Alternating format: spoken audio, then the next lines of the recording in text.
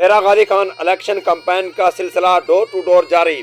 आज सरदार दोस्त मोहम्मद खान कोसा पाकिस्तान पीपल पार्टी के नामजद उम्मीदवार NA 185 की मौदा पैगा के चीफ ऑफ चांडिया सियासी व समाजी कारकुन, गरीबों के हमदर्द, मुतासरा लोगों के लिए मसीहा सरदार दिलदार खान चांडिया की जगह आमद। सरदार दिलदार खान चांडिया ने सरदार दोस्त मोहम्मद खान कोसा का भरपूर इस्तकबाल किया। इस प्रोग्राम में सरदार दोस्त मोहम्मद खान कोसा ने कहा,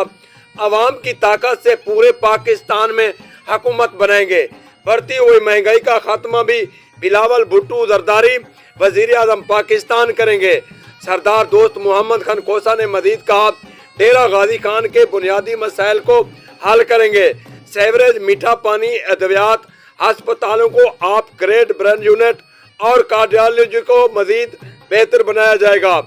एयरपोर्ट को इंशाअल्लाह इंटरनेशनल एयरपोर्ट बनाएंगे। रेलवे स्टेशन की रौनकें और ट्रेनों का सिलसिला बहाल किया जाएगा। नौजवानों को नौकरियां दी जाएंगी। CPEC के मंसूबे में डेरा गाजी खान को भी शामिल किया जाएगा। तौसा से राजनपुर तक कातिल रोड को 2 वे बनाया जाएगा। तालीम और सियाहत के मसाइल को खसूसी तौर पर हल किया जाएगा। इस प्रोग्राम में बिलाल खान मीरानी, गुलाम फरीद, बिलाल खान चांडिया, बरकत चांडियों के हमरा व दीगर मुअज़्ज़ज़ कसीर तादाद में दोस्तों की शिरकत। चीफ ऑफ चांडिया सरदार दिलदार खान चांडिया ने तमाम आने वाले मुअज़्ज़ज़ दोस्तों का शुक्रिया अदा करते हुए मेहमानों को आला किस्मी पर तकल्लुफ खाना भी खिलाया। सरदार दोस्त मोहम्मद खान कोसा ने दिलदार खान चांडिया का शुक्रिया अदा किया। बिल्कुल ना व्यापारी को वोट नहीं देना, व्यापारी कहीं ना नहीं, व्यापारी अपना बात चाहते तो लीडर को वोट तेरे वाले भाई को वोट देता 9 तारीख हुए बता महमूद का क्या बता दो तो को मान वतने दा आशा है यार परदेसी स्टेडियम में जाओ ये क्या जिम्मेदार हां तो को मान वतने दा आशा है यार परदेसी बैठ चाहिए मार का स्टेडियम में कने 12 साल करे मुतवातिर ऑपोजिशन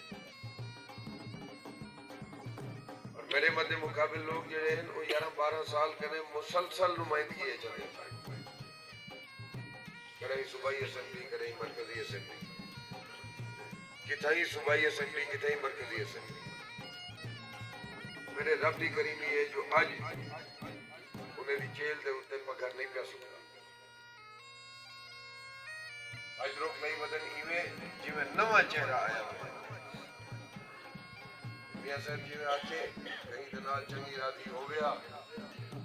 कहीं दी गमी दे शरीक थे हो ना कहीं दे खुशी दे शरीक थे हो ना